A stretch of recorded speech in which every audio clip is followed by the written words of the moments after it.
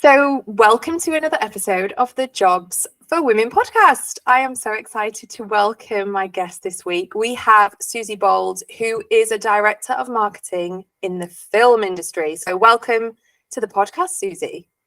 Hi, thank you so much for having me. I'm particularly excited because we go way back, don't we, babes? We do.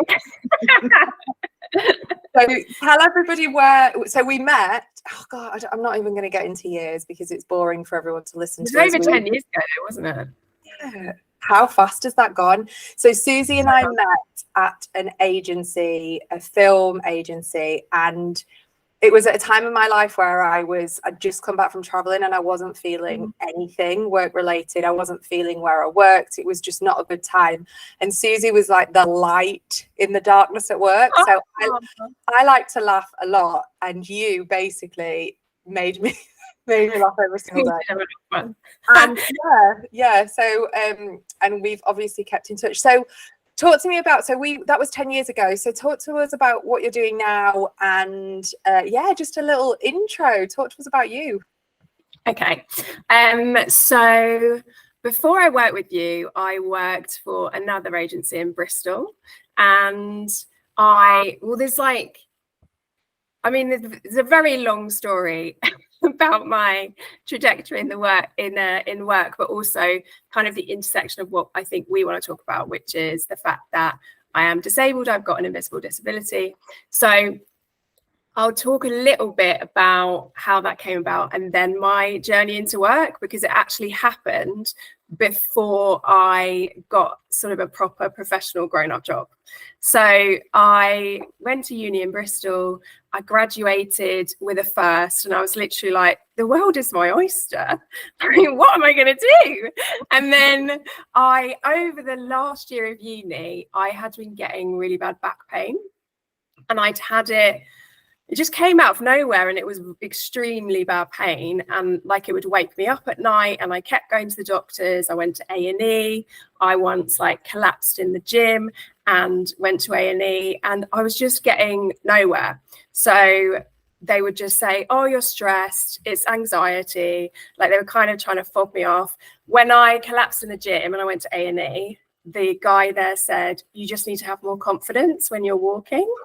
Because he wanted to discharge me. He was like, there's nothing wrong with you. He didn't do an MRI, didn't do any tests. He just said, oh no, there's nothing wrong, you're fine. And I was like, well, I keep collapsing, like, what can I do about it? And he said, well, you just need to have more confidence when you're walking. And I was like, oh, thanks, mate. With that glowing piece of medical advice, I will crack on.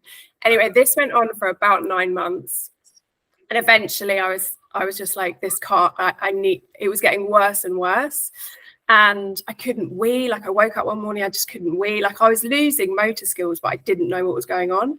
And I went to A&E. I went to my doctor, and she said, you need to go to hospital this afternoon. And she got me in, and I had an MRI scan the next day. And then they told me, you've got a tumor on your spinal cord and it's emergency. You have to go and have an operation tomorrow. So I literally found out, and 2 days later was operated on. And when I woke up, they thought it would be easy and I'd be there for like a week, and I woke up paralyzed. So it's like, this is not going to plan. This is bad. And they didn't know what was going to happen to me. So they kind of just said, we're going to have to wait and see. You may never walk again. We just don't really know what's going on here. And gradually over time, I learned how to walk again, but I was left with chronic pain, with kind of weakness in my legs, especially my left leg. So I could only walk short distances. I couldn't stand up for long periods of time. And I have now in this sort of similar situation where I have a, I guess, like mobility disability. And I had to go from that to figuring out how to live my whole life, because I'd not had a job. I wasn't in a relationship. It was in that such a formative time. I was like 22, 23, where you're building your identity. And I was just like, holy shit, what am I going to do? So I went and worked in a call center just because I had to get some money. And it was so bad that I had to go to the toilet at lunch and just lie on the floor because I was in so much pain. And I had tried to get benefits, but because I'd never paid national insurance, they were like, no, we can't give you any money.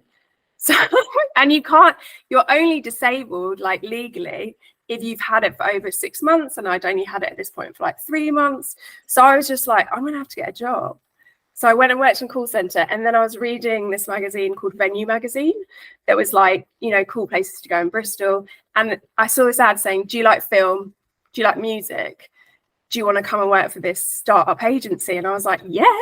So I went to the interview on crutches, and they were like, oh, what's happened to you? And I was like, well, I had a tumor. It's like a long story.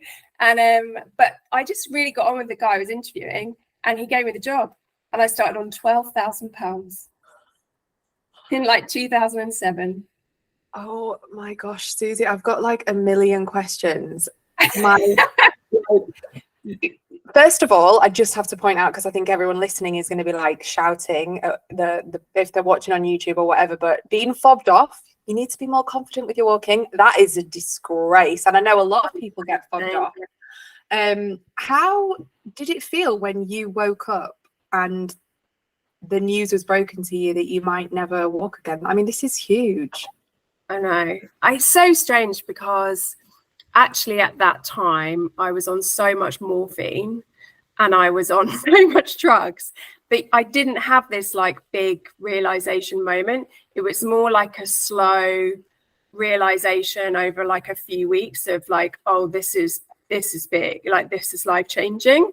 And yeah, it was a really dark time. I was so lucky because I had this physio called Lizzie, who was about 30, and I'm still in touch with her, and she was exactly who I needed at that time, and she just believed in me, and we worked together, and I know she gave me a lot of her own time to help me like learn how to walk again, basically.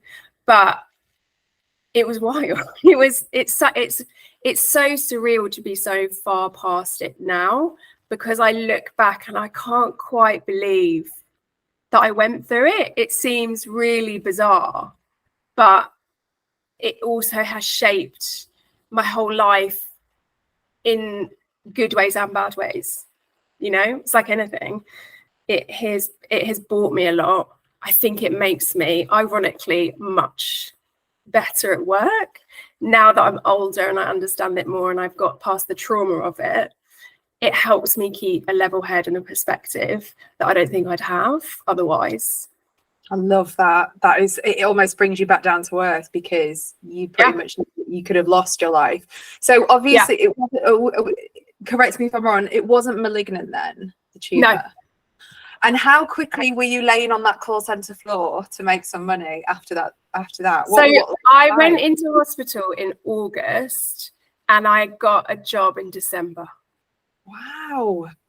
I know. I can't quite believe. I actually regret that a bit. I wish I had probably not. I think I wish I'd gone home to my parents, but I'm such a independent, like very stubborn person that I was like, no, I want to go and live my life. And they were like, well, okay.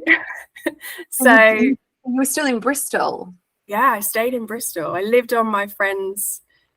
For a bit, it was so stupid when I lived retrospectively. I made some errors, but she had a mattress on the floor and we slept together in her mattress on the floor. And then she went traveling and I stayed there for a bit.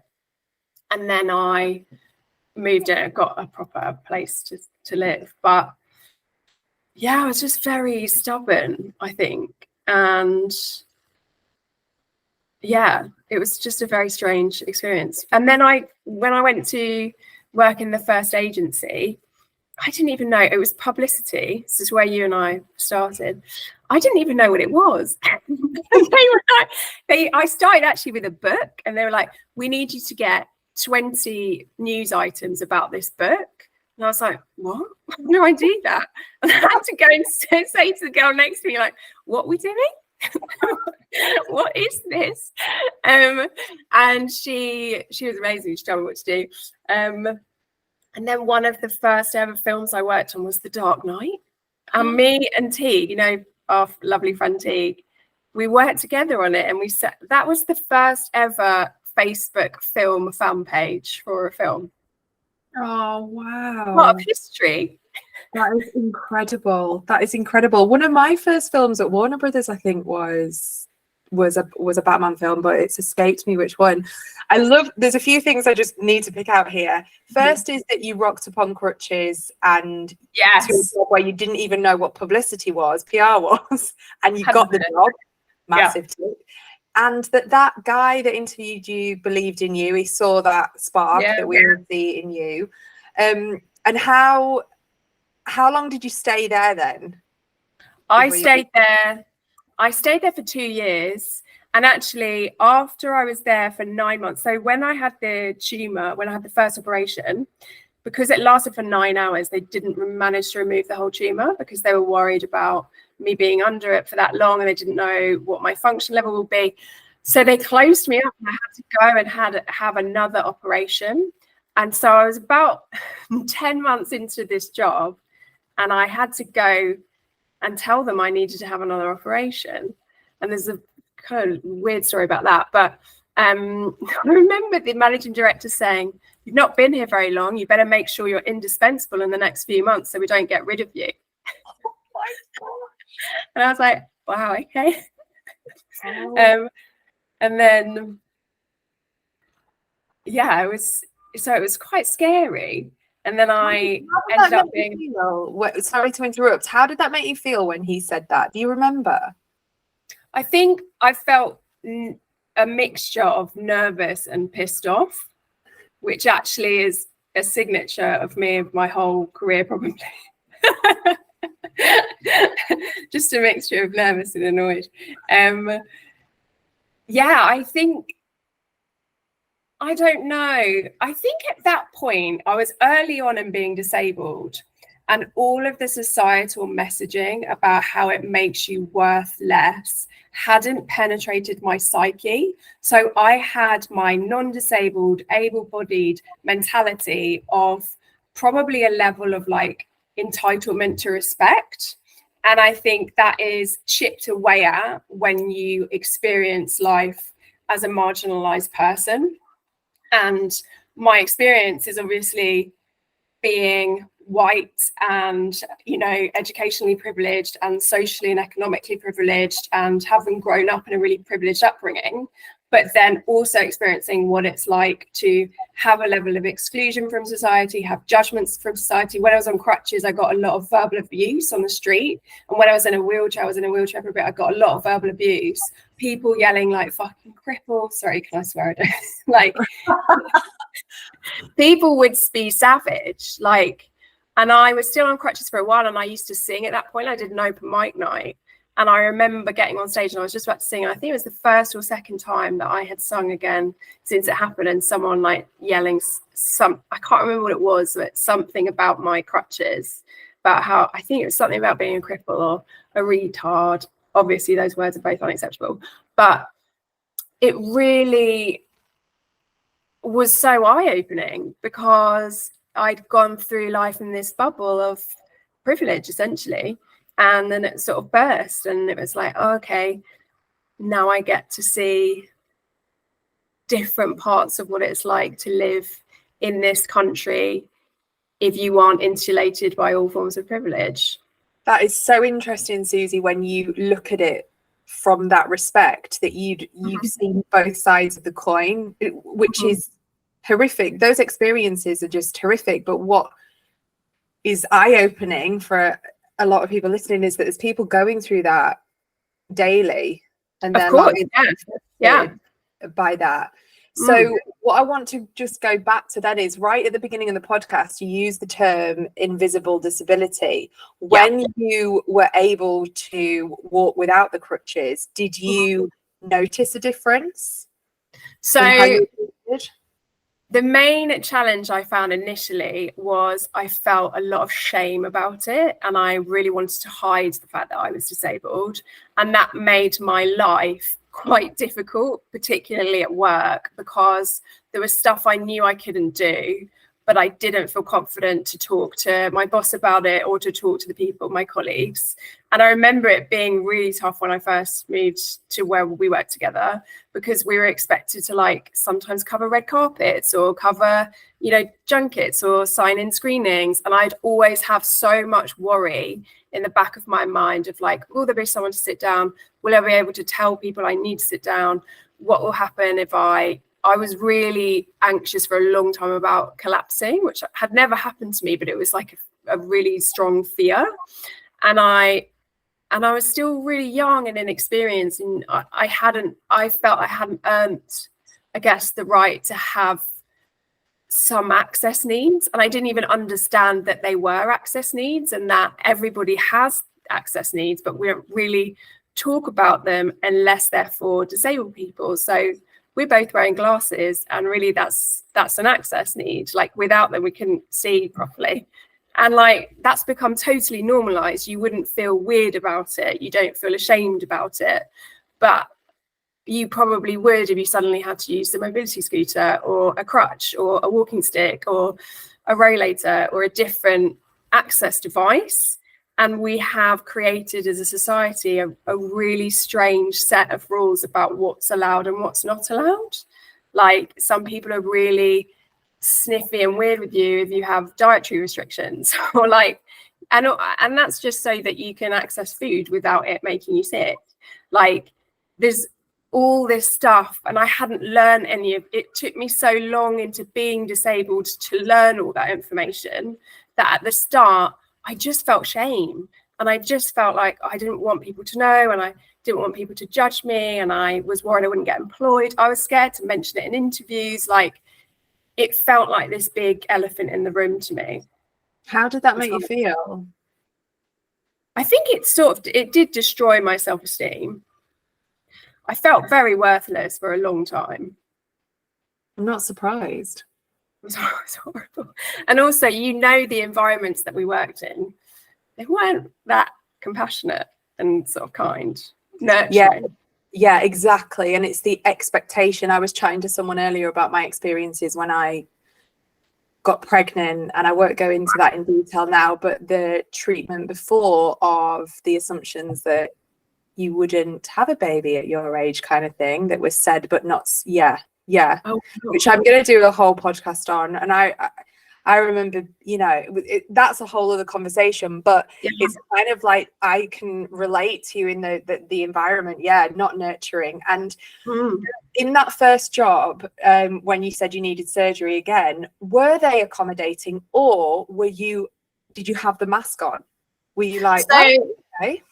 They were actually practically accommodating. So obviously the MDs made that comment of like, oh, you better prove your worth. But I was off for a month. They paid me in full. They didn't even talk to me about not paying me. They just paid me in full. And they let me come back on like reduced hours. So like I came back for half days first.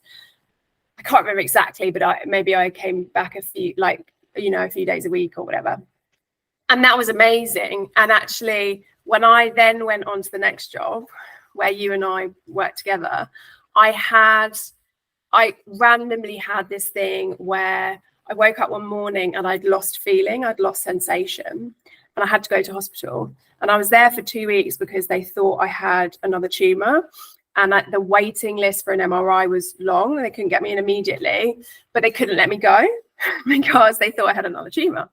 And I remember telling work, and they were initially so lovely. They're like, don't worry. They sent me flowers. They were like really lovely. And then when I did go back to work, and I basically had like a trapped nerve, and that was the problem. And it had an impact on my mobility and walking. So I was going back on slightly reduced hours. And I went in and they said, by the way, we don't actually cover sick pay here. So I had to pay back pay. And then they were like, and they wouldn't cover. I can't remember exactly what it was, but they were quite unaccommodating about it. And I felt like I'd done something wrong. So it's through my career, it's only the business I work for now that I feel has got it. Like they understand They're very happy to make reasonable adjustments for me. Like, I work from home more than my colleagues, but we all have a hybrid setup. And that's been life-changing for me, especially in managing my pain. But up until that point, my experiences with HR in general have been pretty disappointing. I had one. No, go ahead. Yeah, sorry, you go ahead. I had one thing, you know, there's like company away days where you're going to like bond with your colleagues. I had one instance where they wanted us to do an assault course, and I was like, I absolutely can't do that. And I cannot do that. And they wouldn't believe me. I had to get my surgeon to write them a letter that was like, these are all the reasons why she can't do it. And actually it could make her disability worse. Like, don't make her do it. And the HR manager had this meeting and it was so humiliating. And she said something like, I've got a bad back. I could say I'm disabled. Like, it hurts. And I was like, I can't feel my legs properly. Like, I've had a laminectomy. I'm missing part of my vertebrae. Like, I've had 2 very extensive surgery. I have permanent nerve damage. Not to undermine what she had, but it just felt so awful. And then she said, well, why don't you come and sit on the sidelines? And I said, I just don't, I think I might be feeling a bit uncomfortable, and like, you know, it just made me feel bad. And she said, I've got friends in wheelchairs and they'd happily come and sit on the sidelines. I was like, okay, great, that's great, thanks. It was so humiliating, and it was a masterclass in how not to do it, I think. 100%. I hope she has left that place, and I hope she's been she's still there. She's more successful than ever, Zoe. Oh my, that is the fundamental issue. And when we're looking at disabilities at work, it's that assumption. She read into your situation and thought that her bad back was a comparative. But regardless of what you've been through, if you as an employee didn't want to partake in an assault course in a work environment, that is your decision. That's what I find so, like, apart from everything that you've been through, for her just to undermine and just make you feel so little is disgraceful. It's awful. A horrible experience. So then when the place you're at now, how have you got any examples of how, I know you've talked about the hybrid working, but what about when we look back at you, Susie, in the early career that had that shame? How they've accommodated to you and how you've grown? How is that? What's it like for you now at work? I'm very open about the fact I'm disabled. I talk about it regularly. I self-identify as disabled, and I feel like no sense of shame about it. And actually, there's so many reasons why I think being disabled has made me a better employee, and it's made me a better boss. In terms of like the identity, obviously I work in marketing now, and 1 in 5 people are disabled. Like, it's a huge portion of consumers, and just having an understanding of that, even though I don't have a nuanced understanding of all disability, I understand the concept of making things accessible and inclusive, and, you know, what it actually means to have a meaningful impact in that segment and not just talk the talk, but actually make the changes yourself. Like, that's something that I think benefits us holistically as a business, because there's money to be made on a really like fundamental level. But there's studies about how businesses that hire disabled people are more productive, because in a team, if you work with people with different disabilities and different needs and different capabilities, you actually work better together because you are figuring out how best to support each other. And I think I have a really strong focus on, I guess, nurturing people's strengths in the team. I think it makes me much more empathetic and understanding. I have so much perspective, and I'm able to multitask in a way that I find really easy, because you prioritize so much as a disabled person. If you have limited energy or limited capacity, you're always thinking, how can I do this in the way that is the easiest, the quickest, that uses the least amount of energy, that's the most efficient. And that is so transferable into a workplace because that's what we're all trying to do all the time. Like, how can I drive efficiency in this space? And as a disabled person, it's like built into my DNA now. Like, that's how I look at my entire life. So there's just so many ways that I think it kind of works. And I think partly it's a better place to work for me now because I am more confident and more open. I'm more senior, so I automatically have more sway. I think that just comes with the territory. But also times have changed as well. Like when we started, it was 16 years ago. It's so long ago. And I think bigger movements, like we have become more socially and culturally aware of marginalized communities over the last 16 years. And like Me Too and kind of everything that happened with Black Lives Matter, like these movements help, I think, move forward everyone who experiences marginalization, and there's holistic benefits to us just as humankind, I think, but they also particularly help people who experience different forms of marginalization. So, sorry, that was a really rambly answer. No, I loved that. I loved it when you talked about efficiency as well, because it's like a no-brainer. Every organization wants to be efficient, but I can understand when you talk about that energy, using up energy. Like I'm a yoga teacher, but I often think about like the energy expenditure for different tasks, so I can really relate to that. And that makes you a brilliant employee. But I just think you're such a great person anyway, but to have you at the top and have a team where you have that extra level of understanding is brilliant. And I think more organizations need that. And the more organizations bring people with different requirements, disabilities, different backgrounds, different genders, the better it's going to be to work in tandem and to get the best out of it. And especially when you work in marketing, understanding the needs of people that are buying your product or wherever you work. Yeah, 100%.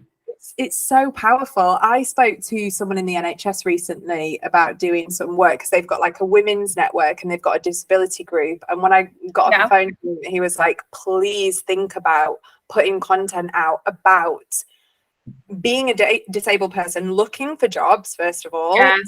What the hell does the job ad say? Is it going to be suitable to someone with a disability, whether that's whatever that is, and what's the application process like? And I have spoken to other companies that will, if someone is honest on the application, maybe that application gets pushed out of the way and they somehow lose it. Because let's face it, there are companies that are still doing that. This is my moment to share this story that I've been seeing on for years. I interviewed years ago, about 6 years ago maybe. And firstly, I had something like 15 interviews. Like it went on. And I had one session that was, I want to say 6 or 7 back-to-back interviews. And I did, which is horrifying when you think about it.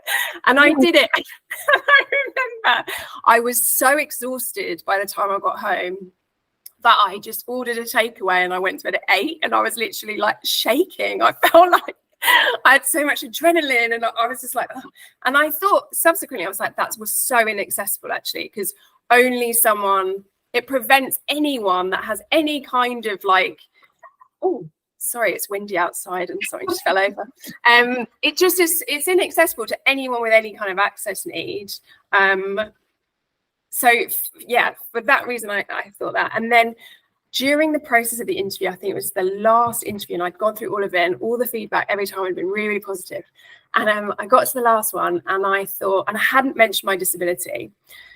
And I was like, I want to mention it because I want to be transparent. And I said, I just want to make you aware that I'm disabled and I don't think it's going to have a massive impact on the job, but it would affect me if I was traveling. I'd need like an extra day either side so that I could decompress and rest and my body could kind of recalibrate. And then I didn't hear from them. They ghosted me. And I chased them on email to be like, what's going on, because you have a recruitment person throughout the whole process, and they give you feedback. They're like they love you, and this final interview was with the first person I'd seen again, so it was like they're like, this is the final flourish. And I just didn't hear from them, and I chased them on email. Eventually I got this really wishy-washy email that said something like, we didn't think you were creative enough. And I said, and I went back, called them out, and I said, because they have an ethos of transparency. And I said, in the ethos, in your embracing your ethos of transparency, I think unconscious bias has been at play here, because I had very strong feedback throughout the whole process. And I mentioned my disability in the final round with someone I'd already met, and suddenly a yes turned into a no. And they obviously freaked out. They sent me this really long email. It's like, no, it's nothing to do with that. It's actually been something that they've talked about throughout the whole process. And I was like, well, I'm not going to believe you now. And I think the thing about unconscious bias is it's unconscious. You haven't acknowledged that and absorbed that yourself. So you might well believe that you don't think I'm creative enough, and this is something you believe the entire time. But my experience is this dynamic changed when I told you I was disabled. Oh, I'm actually speechless. But I'm speechless, but I'm not surprised, if you know what I mean. Yeah. I'm sorry that you went through that. It doesn't surprise me. It upsets me so much. And well done for being transparent. I'm a firm believer that the universe, you were meant to get the job that you're in now, and you were not meant to work for an organization that was going to not support you in your needs. And also, can we just cut to the you are really creative, so screw them. I know. I was like, pick something that I feel like anyone I've worked with would say that I'm really creative. So it's like, you could have picked so many things that are things that I'm not good at. But that's what I'm confident in. It's really sad though to anyone listening, because my next question was going to be advice for someone that is living with a disability that maybe wants to go for a job. Let's face it, some organizations would welcome you to be transparent, and there wouldn't be any unconscious bias. But let's face it, there are lots of companies like what we just talked about. So what advice would you give to someone if someone's listening and they're like, I need to be more transparent with work, or should I just keep it in? What would you you've lived and breathed it. What advice would you give them? So I've gone through instances where I've told people at interview stage and I haven't. And I think I've got jobs when I've told people and I obviously haven't. I didn't tell my current company, mainly because in many ways it doesn't affect, it's if there was traveling or a lot of physical aspects of the job that it would affect me. So I think it's really a judgment call on whether you feel it's going to have an impact on your day-to-day in a big way. And I think if it does, then it is fair to say, these are my access needs, and these are all the reasons why I'm going to make sure it works anyway. I have different needs, but it doesn't mean that I'm not worth employing. And you can highlight all the reasons why. I think it's useful to have insight, if you're going to be talking about it, about the fact that there are studies about including disabled people at work, and that actually improving the overall productivity and what you bring to the table just by having a different perspective. It's tricky. It's a really hard one to navigate. I don't think we're 100%, well, probably not even 50% there yet in terms of really embracing disabled people in the workplace. I think we still have a really long way to go. And there's a broad spectrum of disability and needs. So we have a really long way to go. What do you think companies need to be doing to be more inclusive? I think they need to first recognise that there's a huge amount of value in disabled employees, because I think it's probably worry or the misconception that they'll be hard to manage, or it will be really difficult, it will be expensive. And that's just kind of not, firstly, it's not true often.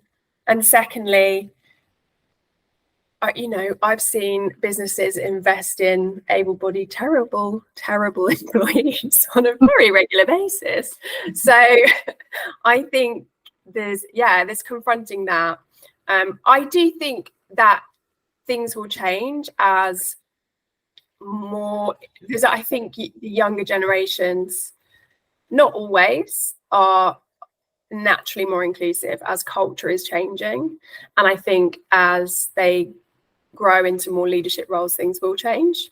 But yeah, I think just being open to not letting your perceived ideals get the better of you and addressing your unconscious bias. I think that's a really important part of it as well. You can do unconscious bias training now. You can do like training courses online for free. Yes, it is fascinating as well. And going back to that process, I know we've got to wrap up soon. Did that organisation ask you anything? You know, when you went through that, when you went home and had the takeaway, that 8 hours, did they ask you any questions about your needs before this grueling interview day of back-to-back interviews? No. It's such a simple question. It's the same as like, can you eat nuts, or what are your dietary requirements? It's like starting with the basics that frustrates me so much. Yeah, same. And then your experience is so negative. I know, it's such a shame, isn't it? I think what I did a panel quite recently about inclusion in the workplace, and they asked like, what's the number one thing that you want to kind of normalize? And I think it's asking everyone, when you're setting up something for someone new, or you're setting up a meeting, etc., if you just ask, do you have any access needs, even if you know they're disabled or non-disabled, all that kind of stuff, I think the more we say it, the more that it will actually just become part of normal, because we need to kind of normalize the fact that disabled people are going to come into work sometimes and like they might have a need, and everyone does, like. But yeah, I think that would be really helpful, just for the community, for us to engage more in the workplace. And also, I obviously don't speak for all disabled people. It's just my own experience, and lots of other people would have different views, I guess. But yeah, we should maybe do a panel. We should look at doing a panel with people with all different disabilities. That would be so fascinating to understand, like those nuggets of information that you've shared, your experiences, and how we can start to make a change at this grassroots approach. It's like you and I have this chat, and then hundreds of people listen, and then like, how can we start to make this change? And we have to do it by using our voice. I could talk to you about this and loads of other things for the rest of but we have to wrap up. What does the future hold for you when you're thinking about work? And obviously it's great that you have almost come into your power, and the way you're being so open about your life and your experience, which I think you don't realize that you are helping so many other people. What's the future looking like for you? It's a good question. I really like what I'm doing at the moment. I feel like I am leading a team of 10, and it's just so, I just love working with them all. Like, there's loads of people who are in their 20s, and I feel so positive about the future, because I just think they're just so bright and engaging, and they have really impressive sort of set of boundaries almost around work and their like relationship towards work, which I think, I look back at some of the hours that we used to do, and I'm like, what was I thinking? I gave up my 20s to like sign in screenings. Like, it's completely bonkers. But I really love what I'm seeing, and I love being able to, I always think when you're a manager, you have a huge influence on that person's day-to-day life and their experience of life when they're working in that business. And I take that responsibility really seriously. And I want to find ways to give people opportunities and see them grow and learn and have new skills, whilst also obviously like helping move the business forward. And I'm very lucky that where I work, there's kind of like endless creative and growth opportunities. And so yeah, I'm just really enjoying it. I just feel good. I think it's so amazing what you just said then about that tiny little nugget of having such an influence on people's day-to-day, because let's face it, we spend a lot of time at work, and yeah, I bet you are I know you are an incredible manager in making sure that they are developing, growing, and they're happy and okay yes, at work. It's so funny when you talk about the hours we used to work. I was chatting to someone the other day, and I was saying about how I'm a yoga teacher, and I remember at one of my last jobs before we left to move back to Leeds, I used to go to the hour class, and then I used to get back to my desk a bit late. Bear in mind, I'd been like emails all night, evening, weekend events, every hour that wasn't documented, and I started getting the eye as I'd come back to my desk. Yeah, I ended up stopping that yoga class. And if I could go back to my 20-odd-year-old self, I'd be like, Zoe, go to that yoga class, book it every single lunchtime, because you're doing about 20 hours overtime a week. And I loved what you said about the boundaries, because I love that the next generation is so in tune with, that is not in my contract. I don't do that. Yeah. And when you think about it, you're like, yeah, fair enough. Like, why do I feel? Sometimes I have to confront my own sort of programming, because we always used to work so much overtime, because we used to give so much for nothing. I do think there's like this deep, like seeded expectation where I'm like, well, I did it. And then I'm like, no, Susie, no, absolutely not. Like, it was wrong then, and now I have an opportunity to right that wrong. Like, I feel really lucky. Oh, well, amazing. More of that, please, because you're just basically influencing people's lives and the next generation. So if people want to connect with you, which I'm sure they will, where is the best place to find you? I'm on LinkedIn, the best and most exciting social platform. And Susie, will you put my name in the thing? It's Susie Bould. So we'll put it because it's a weird spelling. Okay, yeah, I'll pop that in. Thank you so much for joining us. Let's do that panel. Let's do more. I'd love to keep the conversation going. Thank you so much. Thank you. It's so nice to see you.